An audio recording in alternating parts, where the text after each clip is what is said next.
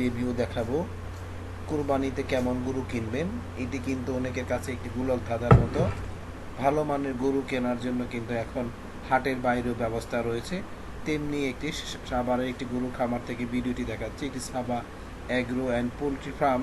এখানে কিন্তু কুরবানির জন্য কিছু গরু আনা হয়েছে এবং এই গরুগুলো প্রতি বছরই গাভীর পাশাপাশি মাংস উৎপাদনের ক্ষেত্রে এই ধরনের খামারগুলো কিন্তু বড় ভূমিকা রাখে এবং কুরবানিকে সামনে রেখে কিন্তু তারা বেশ বড় বড় জাতের গরু এনে থাকে, ব্রাহ্মা জাতের গরু, এবং সাথে কিছু ইন্ডিয়ান ক্যাটেলস আছে, বুলস, বড় বিগ সাইজ বুলস রয়েছে, যেগুলো